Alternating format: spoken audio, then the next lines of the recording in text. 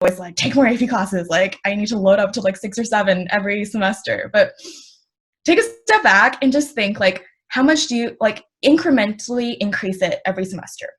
So like, for example, like I would start out with like, this is all hypothetical, maybe like sophomore year I'll start taking 2, and then maybe like junior year I'll take like 4 or 5, or like something. Like, you build it up because you never want to exceed what you can actually manage. But like, also keep challenging yourself. If you take a certain number of classes and you're like, I got this, like this is so easy, like take more next semester. So there's no real formula to it. It's all about you calibrating yourself every so often to figure out what you like and how much you can handle. So what's the most challenging part of high school life, and what's the most critical time for a high schooler to pay attention? Okay, to answer the first question, honestly, waking up that early. Like, trust me, in college, you'll never have to wake up at like 5:30 or 6 anymore. Like, your life will be so nice because you can take classes starting at like 9 or 10. But jokes aside, I think what was really challenging was at that time, I felt really trapped because you're at this stage where you're given the responsibilities of being an almost adult, but not given the full freedom of being like a halfway adult.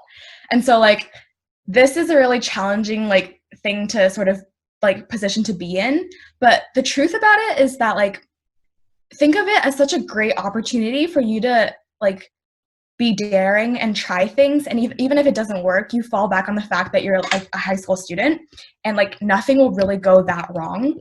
So like I think it's so important to just like be grounded in the fact that like, just take advantage of the responsibilities that you do have and excel at them, and know that like later on in life, like you're gonna have full responsibilities and full freedom, but you also get full consequences. So it's so nice to be in high school where like you have that safety net, but also the freedom to like explore those opportunities.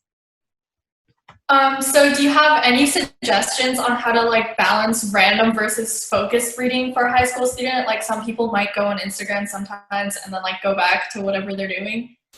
Um, Wait, so I mean, for this, I guess like random reading would kind of be considered social media, and I think that's a little different from like free reading where you're just reading any books that you like.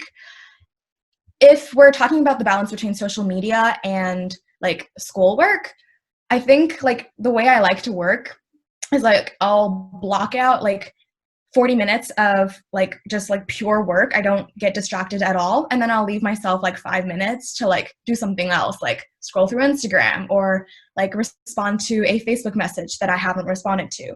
And then after that time is up, I'll go back to doing like only work for another 40 minutes. So I'd say like block up your time if you're trying to balance between social media and actual schoolwork. But if this is more about like for example, like for me, I grew up really loving books. Like I was a book nerd, and like in elementary school, I hid in the playground, like reading books. I was like that kid. So like in high school, I was really struck with the fact that like I didn't have time to do free reading anymore. And so when that happens, like you just have to prioritize your time. So in high school, I gave up like the free reading time that I used to in middle school and elementary school. And instead I chose to spend that time like running clubs and doing sports. So it's really about how you prioritize your time. I think if you think that reading is much more important to you than like running clubs or doing like other activities, then go for it. But I think it all comes down to prioritization when it's between like free reading and like school reading. So how would one like hypothetically improve their reading and writing skills in high school? Because like that's obviously really important. Yeah. This is hard because for me, like math was the thing that I like had to work really hard for, but then reading and writing just came naturally to me. So like at least, but so it's hard for me to give advice on that, but I think from what I've observed in people around me who are very STEM focused and they manage to bring up their English grades, and it's really hard for that because English grading is so like relative. If the teacher likes your writing, he'll grade it higher. If he doesn't like it, you know, there's nothing you can do about it. Sometimes it just comes down to style. So I think what's super important is one, like read a ton of stuff on your own, like for example, like even if you only read textbooks, like try to absorb like how people write, like what tone they use, like what are some words that are really great for describing things that you didn't have in your vocabulary before. Document those things. Mhm. And then secondly, talk to your teacher. It's so important. Like go during recess. Is that a thing? I don't know. Go during like during lunch or tutorial. At least that's, I think that's what my high school called it. But go during those times to your teacher and ask like, what are your expectations for me in writing this paper, or where exactly do you think I can improve? Don't settle with like, oh, you should be more eloquent in your speaking, or like, oh, you should have more structure. Like ask for specific evidence in your past writing. Like in this paragraph that I wrote, you had a lot of red marks on it. What does that mean? Like, why did you put those red marks? And like ask very specific questions, because I think that's going to help you improve your writing for this teacher. Maybe for the next teacher, it's going to be completely different again, but go through that. And over time, you'll realize your writing will also improve because you know how to tailor your writing to certain audiences. And I think that's a valuable skill to have as well. So I know a lot of people are curious about like the impact of grades in high school. So could you tell us a little bit more about that? I'm going to be honest with you. I still don't know. I'm saying like, so I'm assuming you're asking like importance of grades as in like how important it is to college applications. Yeah. But honestly, the entire process is a black box. I still don't know why like how certain things work behind the scenes, but I can only tell you that it's holistic. Like I think, oh, let me rephrase this. I think for private schools, it's much more holistic. Like they care about your leadership skills, your extracurricular activities, like your spark as a person. And UCs, very disappointingly, might focus a lot more on your metrics, like your hard numbers, GPA, SATs. Although I heard they might be removing that as a metric in the future, but I'm not entirely sure because I don't keep up with these things anymore. You should do your research on that. Like UCs care a lot more about that because there's like so many people in California, especially like applying there. And so that becomes a lot more important. But if you're applying to like much more liberal arts focused schools, like they care about like your other qualities as a human much more, like your potential much more. Not to say that UCs don't care about this, but they will place a higher emphasis on your grades. Mm-hmm. So I think like basically like do your best to keep your grade up, but if your grade does drop to a very like low degree, make sure that you have like leadership skills, like activity involvements and like personal projects or something else that can speak to your potential and capability as a person that might not be reflected in a test grade, because I suck at taking tests. Like honestly, I hate taking tests. But if you ask me to like do a presentation or like write a paper or like lead something like an activity, a project, like I can do well at that. Just like, tests suck. So we're gonna move on to our next topic of high school and like study tips, time management, and stress management skills. So how do you deal with stress in high school in a healthy way? Man, I wish I could tell you I dealt with it well in high school, but I really didn't. I think like looking back though, I would say be introspective, like reflect a lot about like when you get stressed, and you do certain things, like think about what really gives you an escape from the stress. So like, for example, for me, like, well, in high school, I didn't really realize this, but in college, I realize now that like when I'm really stressed, I really like to go outside and take a walk by myself. Like, I don't want to be like inundated with more people or information around me. I just want some like time to walk around, take in like the nature around me, like take a deep breath and just realize like, wow, the world is in a really good place. Or maybe not during COVID-19, but like, wow, the world is really great and God is good and things will work out. Sometimes you need that. But for some of my other friends, they escape by drawing. Some of them like to go work out. I also like working out, but it makes me really tired. So I tend to save that for like when I am full of energy, not when I'm stressed out and dying. So yeah, my final advice is to like be very conscious about what gives you a sense of relief and doesn't make you like worried that you're not doing something while you're like pursuing that escape. Like sometimes I feel like if you do something, you'll feel like, oh wow, I'm not doing work right now. That gives me more stress. But like find something that actually lets you escape and just completely relax. So how often should you consult a counselor to like plan all of your classes? Oh boy. So I have some thoughts about this. Like, I'm going to be honest with you.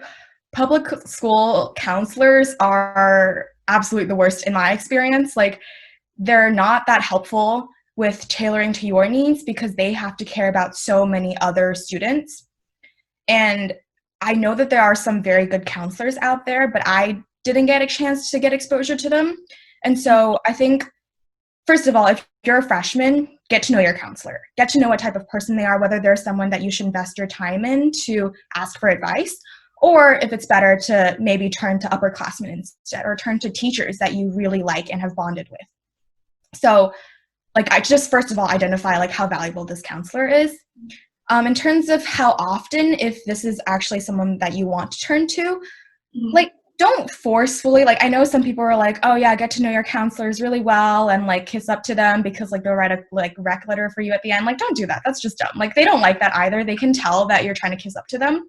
So like, actually approach them if you have a real question. Be receptive of what they have to say, but take it with a grain of salt and make your own decision after consulting with other people too. So that's my advice. So how many APs are considered too many or not enough? So I like briefly touched on this earlier, but there's no set number. Like, take as many as you can to keep up your GPA or to maintain it at a reasonable level. But as soon as it starts slipping or you feel like maybe even your grade isn't like tanking or anything, but you're feeling that stress and it's not good on your mental health, take a step back. Like, I don't care like what your parents say, like you have to take how many AP classes, or like your pride, like I have to brag to other people that I've taken a certain number of AP classes. Don't do that. Like, prioritize your mental health first, because I think especially among Asian Americans in California, like people don't care about that enough. And that's like the saddest thing. Like, always know where your gauge is and like how you feel in the moment, because that's more important than a set number. And like I said earlier, just continually gauge yourself and like add more and take off some based on how you feel in each semester. So do you have any tips for building up like good learning habits? Like, how do we start with a good learning habit? Yeah, of course. I mean, this is something you're going to need to know for the rest of your life too, because even though you're just students now, you're going to be a student for the rest of your life in learning how to become better. And good learning habits is so important. And in the most general sense, I'm still working on this as well, but if you have a certain goal that you want to work towards, break it down to the most simplest tasks. Like for example, you want to have better time management, for example, okay? So I think ultimately the end goal is that you'll be able to juggle everything at the same time and effortlessly do it. But that's such a broad, like unreachable goal if you start out as that is your first step. So first thing you do, break it down. Like, what do I need to do? I need to manage my schedule. So I need to know what is happening when. So maybe start with, okay, so my first task would be to organize my GCal. I manage my life on GCal. Like, if you hacked into my Gmail, you could probably take over my life. But I mean, I shouldn't be saying that in front of so many people. But like, for example, start with GCal. Like, block in, like, okay, so I have school from like, what is the time again? Like 8 to 3? Is that what people go to high school? I don't know. And then like maybe from 3 to 5, I have volleyball practice. So I'm going to put that in. From 5 to 6, I have an hour of time at home before like dinner starts. So that hour of time, I know that I can't do very in-depth tasks like writing an essay. So I'm going to do all my small tasks there. Like, for example, like, I don't know, like submitting something I've already finished online. Or for example, like, I don't know, like cleaning your room, or like, I don't know, like something basic like organizing, like writing a list of everything I need to do that day, creating your to-do list. So break it down that way and start like blocking stuff into your GCal. And then like maybe like as you move along, you realize, okay, so I have that down, but I still feel stressed. So what do I do then, right?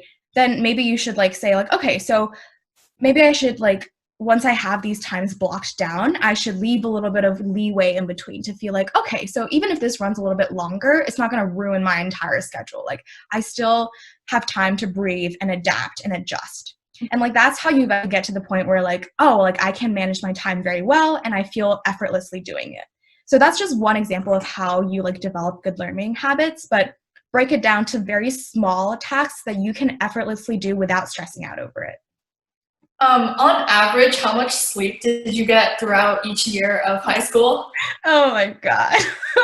I already complained about this earlier, but I just did not get enough sleep. And that was my fault completely. Don't do this. It's so bad. Like, I feel the health repercussions nowadays. Like, I'll get like full 10 hours of sleep and still feel tired. And I swear it's because of high school. So don't do that. But I think freshman year, I got like solid 8 hours of sleep. Sophomore year, maybe also like 7, 8. And then junior year, that's where like I started leading all of these clubs and being involved with a lot more things and taking on more AP classes. So I ended up getting like maybe 5 or 6 hours of sleep. And that was like the same for first semester of senior year.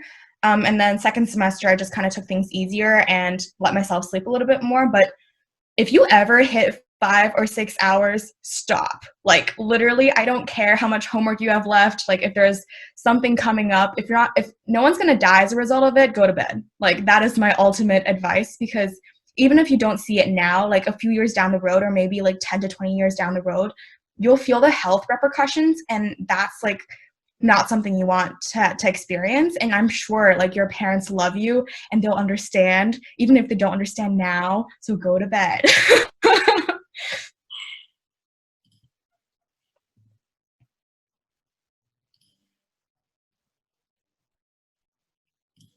Oh, okay, we're gonna move on to extracurricular and leadership developments. So earlier you mentioned that you were a part of the Interact Club. Could you tell us a little bit more about like what the club does and what your role in the club was?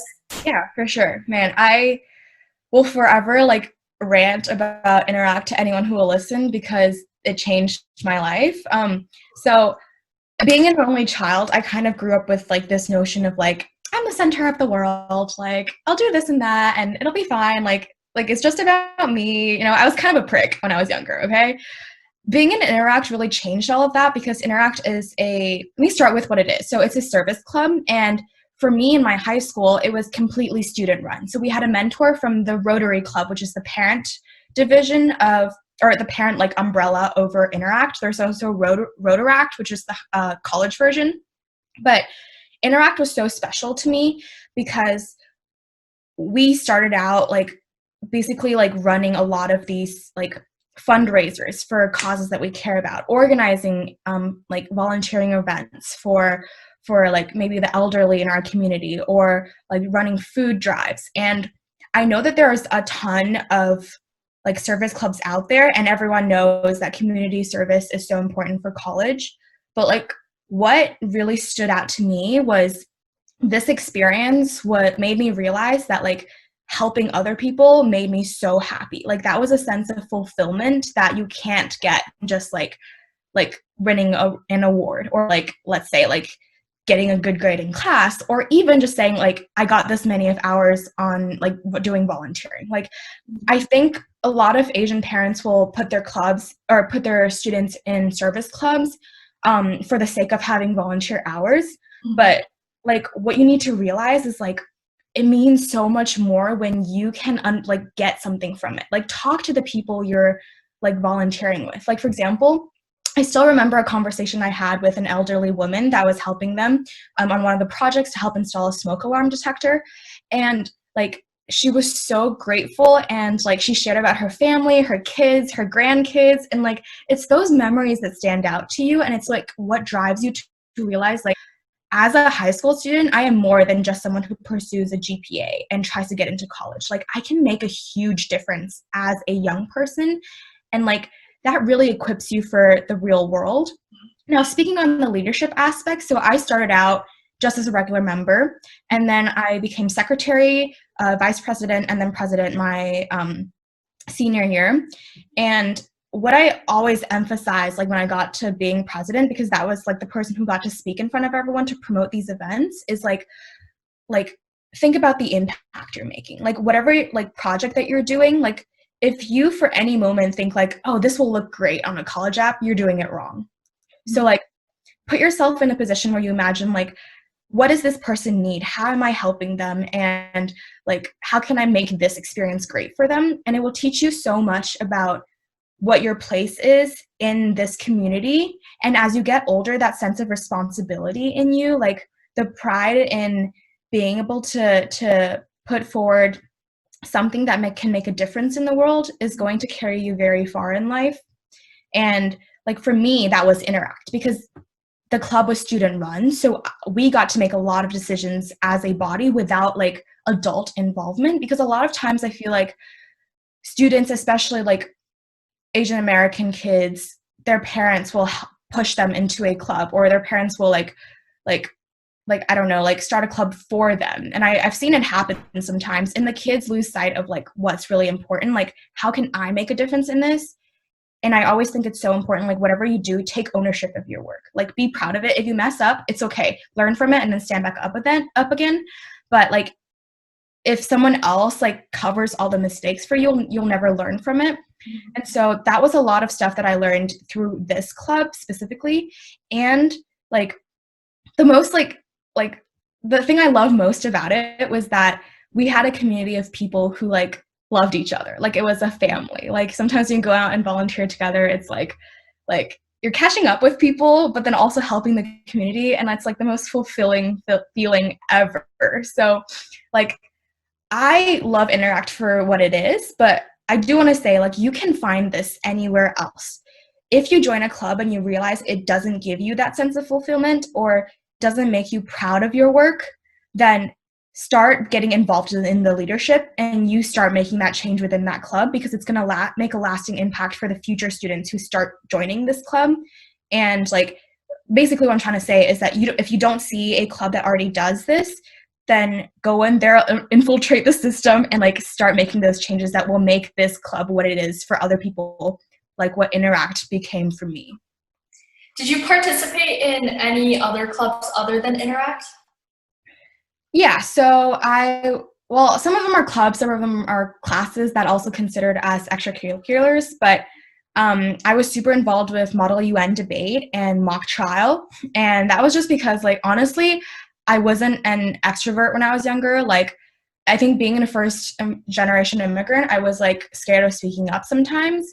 So I forced myself to literally go to these competitions. And let me tell you, the first few times I like sucked so bad. Like I don't know, I don't want to get into it, but like for example, for MUN, like it requires you to have a lot of impromptu speaking on the spot to talk about the country and policies that you represent.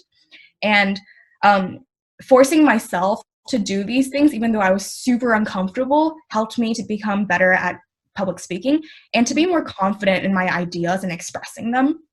And same goes for mock trial. I did it because I love law. Like, I think it's so like sexy, like the way that, you know, like certain objections can be overruled by other objections that are very like due to like very minute like word details, and like just the process of the court, like how the two sides sort of verbally spar until this judge decides like what is this outcome for this person. And I think like it's a very beautiful thing, and like those are two clubs that I really enjoyed. And then on the side I also played volleyball for my school team, and like I think being a sports player will teach you a lot of things about perseverance and teamwork. Like I know a lot of people say this, but once like trained in that setting, like you'll have this drive inside you. Like for example, if you can't push through something, like that like thought inside your head, like that, like for example, your coach will be like, come on, you got this. Like that starts becoming ingrained in you, and then you start applying that to your work and whatnot. So sports is really important to me. I was also on dancing. And what else? I was also like an economic divisions liaison for the city council. But honestly, like I list all these things, but like don't copy it, because like I'm not saying like you shouldn't like do these things just to be like me. I think like the reason why I say it is because everyone's journey is going to be different. Like for me, those things like make me so excited. Like I still gush about these things because they mattered to me so much in high school. And I have another set of things that I'm obsessed with in college. But like my point is that like you should find clubs that make you like gush about it. Like, find these opportunities that make you think like, wow, I am so glad to be a part of this. And like, even though I'm super tired from doing schoolwork, willingly cut out time to like pursue these things because they matter so much to me. So my point in all of that is find what matters to you and pursue it. Don't follow a strict formula because it's never going to work. Okay. What are the most effective ways to spend summer breaks during high school? Okay, so this is a very interesting topic because I think a lot of people nowadays feel this pressure to like do these summer camps and stuff that cost like thousands of dollars. And I'm gonna be honest with you, I feel like at this point, like college admission officers can see through the BS. Like if you pay to go to this summer camp just to put it on your like college app, like they can smell it by now. So like, but I do want to preface, like, for example, for me, I attended YYGS my, was it junior summer or something like that? But it was one of those like camps that you had to pay like $1,000 to $2,000 to attend. And honestly, I'm gonna say, like, thinking back, like the club or the camp was like not that valuable. And I think it's gonna go the same for a lot of other camps out there. What I really took away from that was the caliber and quality of the people that attended it. And what I mean by that is, like, before then, I like really honestly did not consider going to like applying to any college like that was above like UC level. I was just like, you know what, like I'm like okay as a person. I feel like I'm kind of meh, like I just didn't have it in me, you know. I was like, it's fine to go to UC. It's like, it's not a bad thing. Like, why do people prioritize college so much? And after meeting those people, like their just passion and drive for what they liked, and like they're like, oh, I want to go to this school because they have an awesome program and like they have so many opportunities there, and like just like their drive for excellence sort of like fed off on me. And honestly, like if I hadn't been around those people, I wouldn't have even considered applying to like Penn or any other Ivy Leagues or like anything else. Like I would have just been okay with UCs because I don't think there's anything wrong with it, and I still don't think there's anything wrong with it. But like what I'm trying to say is that like you don't have to go to an expensive summer camp to meet like very excellent people. So if you can find a way to connect with these people that will help bring you up to a different level and maybe help you see a different perspective to things that you haven't experienced before, that's worth it. So what I'm trying to say there is that expensive summer camps are not that useful unless you can really make something out of it. But for the people who can't afford these summer camps, which I know there are so many people out there, and for me, I didn't attend a summer camp every summer because it was expensive. Like some other times I applied for internships. So I had an internship with SunPower, which is like a solar panel company. I also like did some personal projects on my own. So that's like some other opportunities you can explore. But beyond the work side, use that time to like have fun. Like if you want it, if you're always like, you know how everyone has that list of like, oh man, I wish I had the time to do this, right? Keep a list of that. Like for me this summer, I really wanted to pick guitar back up again. So that's what I've been doing with my free time. I'm like literally strumming away, and it sounds horrible, but I'm slowly improving. I'm also like obsessed with coffee now. So I bought myself an espresso machine and I'm learning how to make latte art.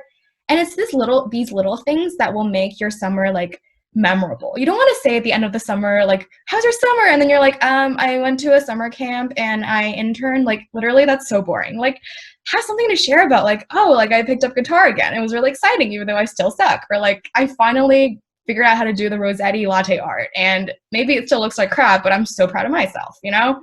Like stuff like that. That's how you make your summer effective, but also fulfilling. How do you take a leading role in high school? Okay, so first of all, be a nice person. I think there are so many people out there who like enter into high school with like almost like a bulldog. They're like running into every club and like, I'm like going to be president here someday, and you like trample everyone to try to get to that spot. Don't do that. People hate that. Like even though like everyone thinks you might be the person, like no one likes you. So don't be that person, okay? So first of all, like, be nice, be genuine. So if you want to take a leadership role in a club or in anything, be invested in it. Like, you need to care about it, because that's what's going, like, everyone in high school is going to seem the same. You're taking similar classes. No one has spectacular experience behind their back, right? So what's going to make the difference between me choosing this person versus the other person as the next VP, right? It's their passion for the club. It's their vision for the club. So before you think about, like, I noticed DECA, I really like it, so I'm going to be a president there someday. Think about, like, wow, I love how they're, like, doing these things that are, like, helping students realize what business might be in the future. Or, like, I love how they're training the newcomers, but I think it could be improved in some way. Or everyone's doing their things separately, but I really wish, like, as a member, I really wish that I got to connect with other people more. And it's those things, those ideas that will form out of your investment into this club that will make you a better leader as a result of it. And people will see it, and they will naturally, like, bring you up to leadership positions. So don't force it. Like, care about it, and it will naturally come. You mentioned that you mentioned DECA. So did you take DECA or, like, any other business clubs in high school? Nope, not at all. And honestly, like, part of it was that I didn't like the people in it, because they were very, like, snobby and very, like they were trying to be finance bros, like, in high school in DECA. And I was like, please stop. So that wasn't the group for me. And later on, they disbanded anyways because of, like, club issues. So I was like, good riddance. But, like, that aside, I feel like those clubs are not that important, in my opinion. Like, if you want to do business in college, I'm living proof that it doesn't matter that much. Like, you don't have to be a part of DECA or anything, right? Like, ultimately, it comes back to what I was saying earlier. If you love the club, if you love the people, like, go be involved in it, because, like, that will carve out who you are as a person, and the colleges will see that. So now we're going to move on to the next topic. Oh, and we'll have a portion at the end where we can take any questions that you might have that aren't present in the interview currently, so don't worry about it. Sure. So we're going to move on to tips for online studying. So how do you properly prioritize your time? So how much time would you spend on studying, and how much time is spent with friends or, like, social media? Wait, can I just clarify? So are you asking me this specifically for online learning or learning in general? It can be any. I mean, learning. Okay. So speaking in general first, I guess, like, how I properly prioritize my time. Like, honestly, this is gonna sound so annoying to some people, but I do, like, a pros and cons list, or, as some people like to say, an analysis in my head. But I just do it quickly. Like, I'm like, what things do I prioritize most, as in, like, what's the most important, most pressing? So, like, for example, like, deadlines. Like, if this is something due tomorrow, like, I'm gonna get started on that first. But if it's, like, something more long term, then, like, break it down to chunks, and then say, like, each day I'm gonna spend this much time on it, and then sort of fit other things around it. So that's, like, purely academic side. I'm sure everyone has their own system, but you'll slowly learn over the years, like, what works best for you. In terms of divvying up how much time you spend studying and how much time you spend socializing with friends, honestly, I regret not spending more time with friends in high school. Like, it wasn't until senior year that I met some of my, like, closest friends, like, that people that I, like, know that I'm going to catch up with 20, 30 years down the road, or, like, people I already know are going to be bridesmaids at my wedding, you know? It's like, I really wish that I started investing more time into friends earlier on, instead of being so obsessed with, like, pursuing clubs and doing academics and, like, keeping up with my GPA, you know? Like, honestly, like, 4 years later, after high school, you're going to think back, right? You're going to think, like, what mattered to me most, and being with friends, forming those lasting relationships is going to matter so much. And I really wish I invested more time with them before we all had to disperse across the world for colleges, you know? But that said, I know parents probably don't like listening to that, but it's the truth. So now about, like, how to, like, actually, like, divvying it up in a good way. Honestly, I'd say, like, because I didn't do this very well when I was in high school, I think it's, like, do constant check-ins. I did my check-in at the end of my senior year. That was my only check-in. I realized, you know what, I wish I spent more time with friends, but that was too late. So do your check-ins and reevaluations with yourself like more often. I'd say maybe every semester. Like after one semester, think like, how do I feel about my classes? How well am I balancing them? And then think, very importantly, how am I managing my relationships? Are they fulfilling to me? Do the people I surround myself with bring me up, or do they drag me down, or do they inspire me? And do I want to be more like them? What are traits that I want to adopt to become more like them? So like, oh man, I feel like I'm just rambling here, but like do more evaluations for yourself, because there's no like right answer to how to properly prioritize your time. It's what you value for yourself the most. Some people don't care about socializing, you know, like it doesn't matter to them. They just like, they're like, their friends are books, you know, and that's totally fine. I respect those people and I think it's so awesome, you know, but it's just about prioritization. So know yourself. Are there any online learning resources that you recommend for online study? Honestly, some of my teachers didn't offer a lot of help, particularly the math ones. So Khan Academy was very helpful for me. I don't think I relied on any other. I mean, sometimes I'll just search up concepts on Google and try to see if anything pops up. Like that's still going to be how you navigate college, because it's going to be even more like teachers in high school who don't give you, like, who don't hold your hand. It's going to be all on your own. Like don't get something, like figure it out, or talk to a TA, or like talk to the professor during office hours. But it's going to be a lot, like you have to make the initiative for it. And honestly, it's just going to be like exploring different options. Like if you can't find stuff on Google, like use that as your first resort. If you can't find stuff on Google, like talk to your professors, talk to your teachers, talk to your peers. Like you're going to need that, because online learning for me back then didn't help to answer the detailed specific questions I had about clearing up concepts. So you just have to talk to someone about it. So like honestly, like Khan Academy first step, but if not, talk to people. Okay, we're going to move on to entry and application to university. So what are some tips for writing a powerful essay for college applications? Oh boy, I was asking this question back in high school too. And honest to God, I like did not start it until like August, and it was due like maybe like a month or two after. And I also like was scrambling to get my SAT 2s tested. Like I was not like prepared at all. Like my parents weren't able to help me very much, because like I had to navigate everything on my own. And so I was kind of a mess. But I guess like this is just encouragement, like even if you're a mess, like things work out. It's okay. But back to the essay portion.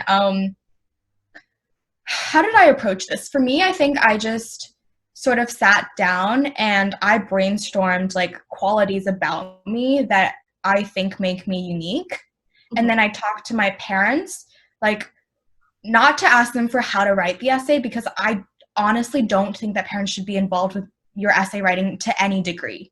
But, you know, that's up to own family, like, dynamics. But I personally believe that your essay should be, like, written for yourself. If your parents want to read it, leave it to the end for them to read it. But, like, ask them, though, like, from their perspective, like, what qualities do they see in you that make you stand out as a person? And start with that. Like, start with, like, for example, I have a heart that cares for other people a lot. Maybe it might be very basic like that. But then you start thinking, like, what are events in my life? What are stories that I can tell that show people that quality about me?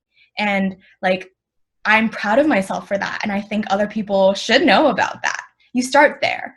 And, like, from there, you can craft stories and remember things about yourself that you might have forgotten yourself.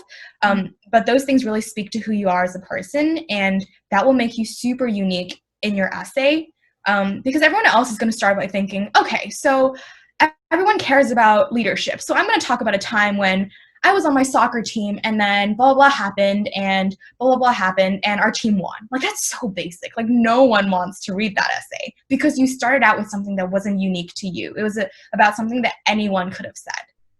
So, like, and I know that having a heart that cares for other people might still be too general and broad. So I want you, like, if you're writing your essay, like, spend the majority of your time, like, digging into yourself and figuring out, like, what about me makes me a valuable person, and what about me is going to make me valuable to the community? And those things should guide your essay. Like, don't start out by saying like, oh, I have this awesome story to talk about. And then at the end of it, you're like, okay, but what does this say about me? Nothing, right? So don't waste your time by starting out with the wrong approach. Start with like centering back to yourself first. So when did you decide your major?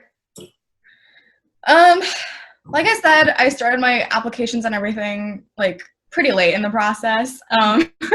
For me, like, I just took a look at everything that I was doing and why I liked doing those things that I was doing. So when I looked at like the clubs that I was involved in, right? Like, first of all, I wanted to help other people. I wanted to make an impact in a very like tangible way. I like to talk in front of other people. I like to inspire other people. And I like to manage things. I like to make things more efficient. Like, makes me happy. You know, it's like this selective OCD thing inside of me. Like I say selective because my bed is always a mess. My like bathroom is always a mess, but like in some things I want them to be perfectly organized, perfectly efficient. And when those things came together, as I realized like, oh, these are the things I like and that's what makes me like them, and kind of realized that like that's what business is, right? You're like inspiring other people. You want to help them build solutions that will make processes more efficient, and the end, like, help more people like in the process. And that just became a natural thing that I realized as I looked at what like I cared about. And that's why I always think like this is slightly tangential because it wasn't directly to the question you asked, but I think a lot of kids or parents will say like, I want to eventually be a doctor, or I want to be an engineer. And so you start tailoring everything you do to fit that profile. But in the end, you'll realize like, I don't like the things I'm doing building up to being a doctor. And then once you're a doctor, you're like, I don't like being a doctor. And in the end, it's like, why are you even living then, you know? Like, because you've tailored your life to fit a concept that wasn't meant to fit you. And so that's why I think I mentioned all of these things earlier about how to pick clubs, how to pick classes, because in the end, like, you start creating this toolbox, this profile of yourself that you know is you. And then you look back and say, like, what do I know about myself through this profile? And then what's the best major that will help complement what inspires me as a person? And I think that's the most efficient process for determining your major.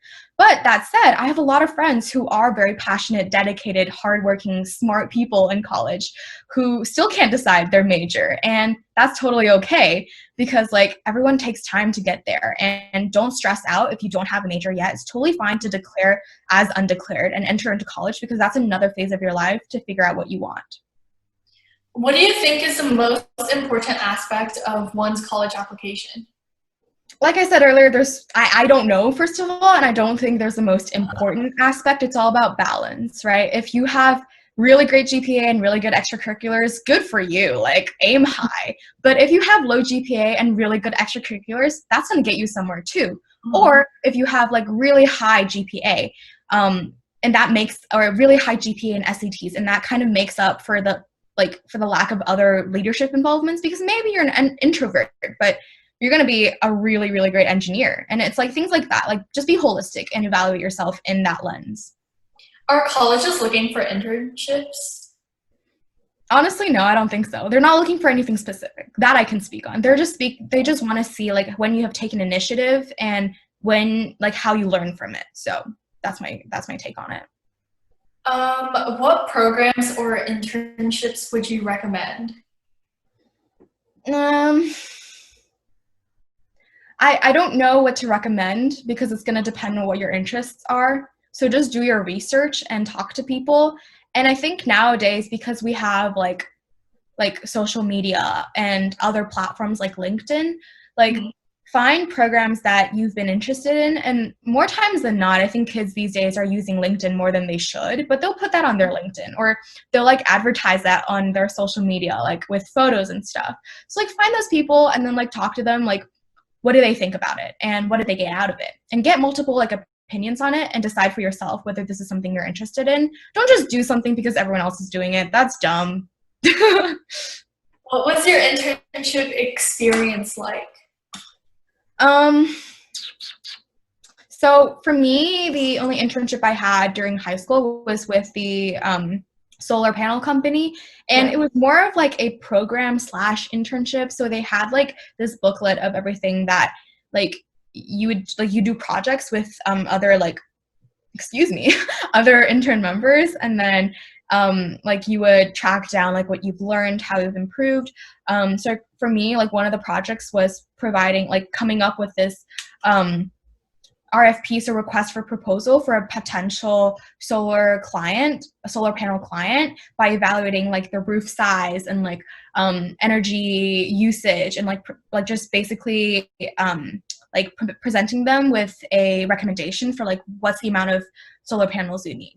So that's very specific, and I'm only sharing that because I think like honestly the task itself was like kind of not that cool because it wasn't even for a real client, but it's all about like what you can take away from that experience, what you can speak on it for, and like take a general like just talk to people and figure out like why they cared about those internships, and then if you're doing it already, like try to think back on what those people said that they took away, and then also figure out what you can take away personally as well. During the summer break of senior year, how did you like mentally prepare to transition to college? And did you do anything to prepare for college during the summer? Um, honestly, no. Like, I wish I could, like, be, like, super knowledgeable and be like, I did this and that. But I was just reveling in the fact that, like, I finally have so much free time now to do all the things that I said I would do later on when I had time. Mhm. So I was kind of just, like, investing a lot of myself into hanging out with friends that I knew I wouldn't see in a very long time. Um, Mhm. and in that, I think it did help me prepare for college in a very non-obvious way, because hanging out with them more made me realize like why I value those friends so much, you know, because like they listen to your problems, they get you. And for me, like I am a Christian, so I value friends that can also talk about my faith with me and be vulnerable and be honest. And like once you learn about like those things, you also find you'll like naturally like gravitate towards those people in college. And like so I guess that's one thing you can take away from that, for mentally preparing. I think like also reflection, like anything, like if you don't have time for, like I didn't take any summer camps or online courses, I just spent the time reflecting a lot. I journaled a lot. I thought about like um how did I like my high school experience. Like if someone asks me like, are you ready for college, what did you think about high school, I want a response to that, you know. And it's not just about the surface level, like I don't want to stand there and say like, I don't really know what happened. Like I think it's also for yourself, like think about like what you valued and how grateful you are like for everything that's happened, and maybe like joke about some really bad teachers with friends, you know. That's going to help you realize like in college like things are going to be rough. Like for me, like I've realized like things are not as easy as it seems. But I'll think like, okay, but the end of high school, even despite of all the bad things that did happen, I liked high school and I'm grateful for the experience. So in the middle of college, you'll also think like, hey, it's gonna be okay. There's a light at the end of the road. Even if things are rough right now, I know things are gonna be okay later on. Mhm. So now we'll move on to the questions portion. So feel free to add any questions in the chat box, and then we'll be taking questions live.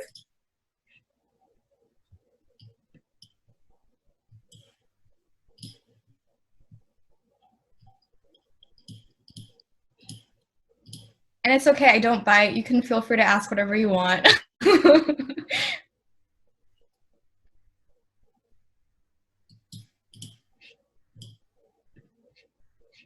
So Summer, are you going to be asking like which questions I should be answering to, or should I just go through them and answer whatever? I'm trying to open the chat right now. Technical difficulties. Trust me, it happens more often than not. Like so many of my online classes for like this semester at Penn were like half the time the teachers were like, what's going on here? Like, how do I open here? How do I unmute myself? And I'm like, bruh. Okay, I think you can just go through the chat box because I can't really open it. Okay, let me see what I can do here. Oh boy. Okay. This is not that many questions. All right. Let's see. So someone asked, are AP classes in freshman year weighted? They're always weighted. Or actually, no, I take that back. It depends on your school. So figure that out. Because for me, like my school had produced a weighted GPA and then an unweighted GPA. The weighted GPA considered AP classes to be 5 credits out of 4 credits. And so you can sometimes end up having a 4 point something GPA. Like I think mine was like, I don't remember, like 4.7 something. So like it depends on your school, because I know that some schools also don't give an unweighted GPA, like everything's weighted. So just like talk to your school or counselor to figure that out early on. How many clubs do people join on average? It depends. Like some people get super invested in one club and it's all that they can manage, so they do very well at it and they've gotten to very good schools. But other people like do a bunch of stuff and they can manage it and they can do those things, and that's totally fine too. There is no set answer. It's just about like what you enjoy doing, and if you enjoy doing it, you'll make time for it. So that's my take on it. Oh, this is so sweet. Someone said, seeing your smiles throughout the talk, what motivates you to reach your goal? First of all, thanks, man. And then secondly, in your high school, how do you overcome when you did not meet your expectations in your grade? Okay, so first question, what motivates me to reach my goal? I'm going to be honest with you. In high school, I didn't have a very healthy motivation at some points. Like I know I said like I do things because I'm passionate about it.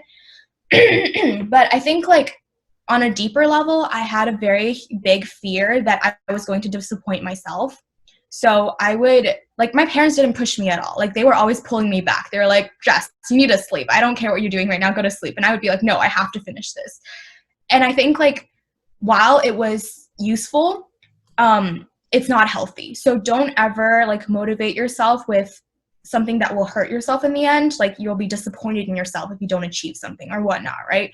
What should be motivating you is, like now in college, I'm being more mindful of that. And I think I've tried to switch it towards like what's motivating me is like, I just want to become a better version of myself through each decision, through each like project, through each adventure that I'm taking. Like I want to see at the end that I'm becoming a better version of myself.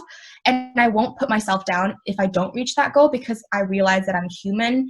And because of that, like you'll be able to grow so much more without that constant like fear in the back of your mind that you're going to disappoint yourself. And then how do you overcome when you did not meet your expectations in your grade? To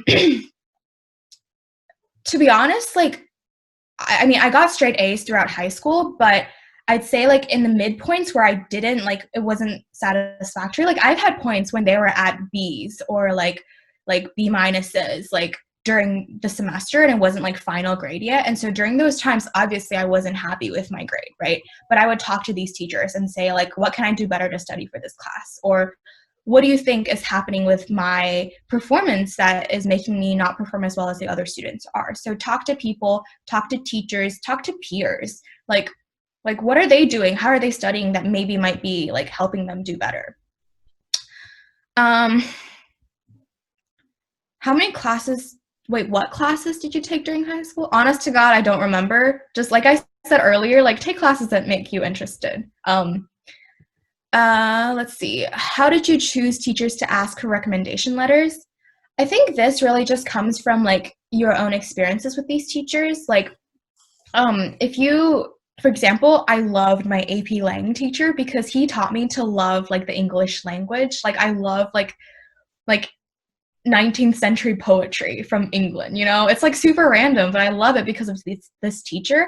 And he made me like realize like, wow, like English words can be pieced together in such eloquent, beautiful ways. And we just really like connected over that. Like I sometimes like bring poems that I really like to him and he'd be like, okay, I like this poem, but here's a better one. And then we'd have this back and forth like relationship that's like you're learning from it, but you're also like having a really good mentor for something that you're interested in.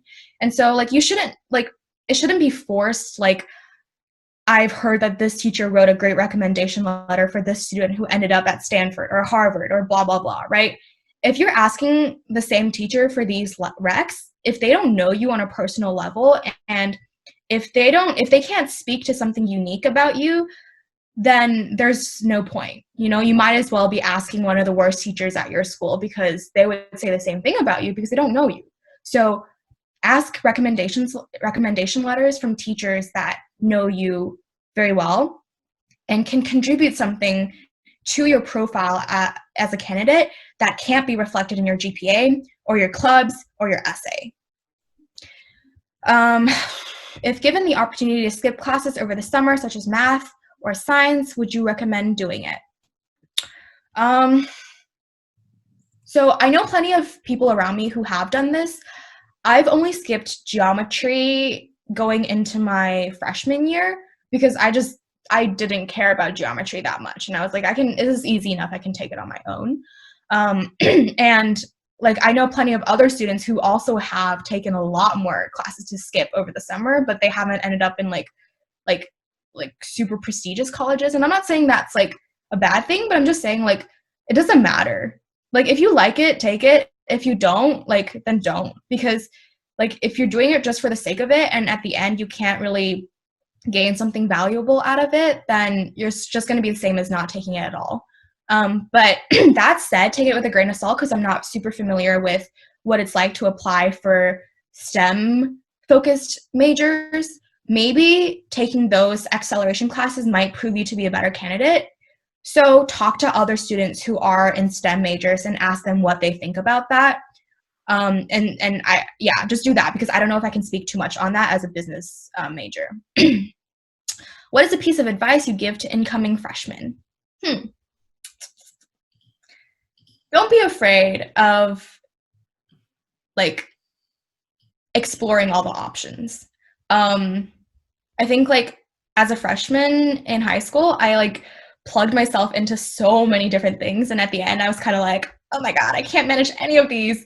But like, I don't think it's necessarily a bad thing, because then you like sort of get exposure to everything, and then you realize like, oh, I really like this, or I really don't like that. So like, as a freshman, I definitely say to like, don't be scared to dip your feet in the pond, because there's going to be like, because if you don't try it freshman year, you might miss out on the experience to be plugged into that later on. So devote some time to that first.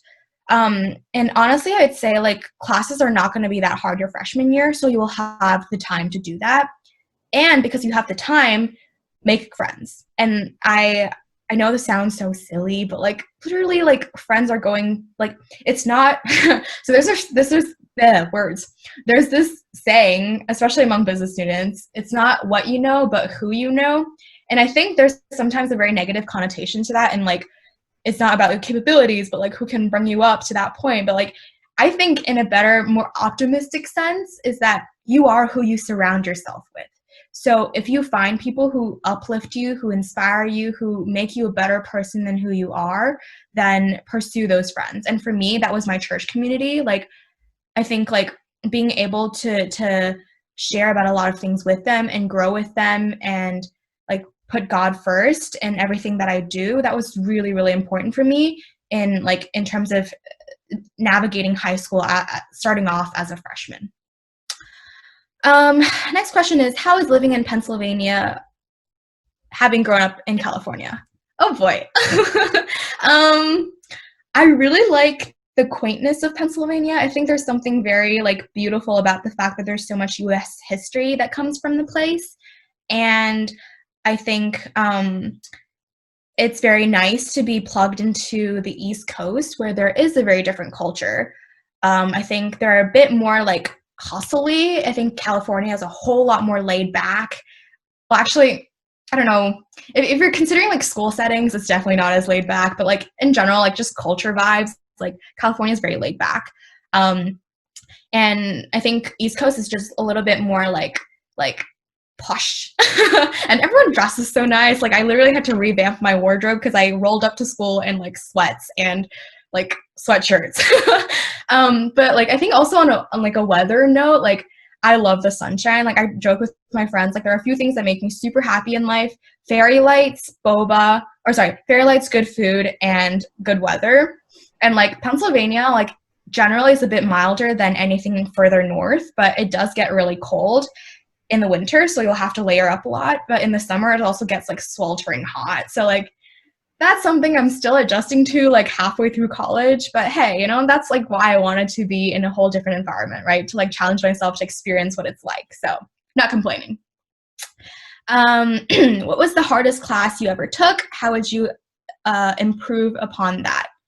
Hardest class I ever took. I'm assuming this is in high school. I would say, AP Calc BC, because this was my senior year, and I was very done. I also, as I mentioned earlier, like I can math, I just prefer not to. And I had a teacher who was like very, very old, and like every time he stopped talking, I thought he was gonna just like goodbye on the spot. So it just wasn't a very fun experience overall. So that was like the hardest class I took.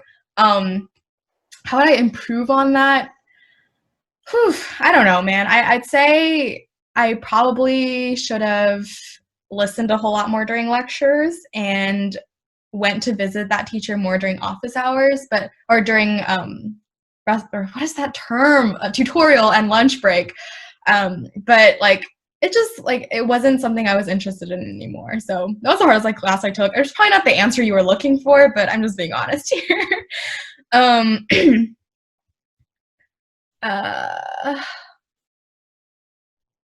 Was the dances even as good as the movies, lol? What does that mean? Sorry, I'm not really sure, so I'm gonna skip that. um, yeah, so that's all the questions I think, and yeah.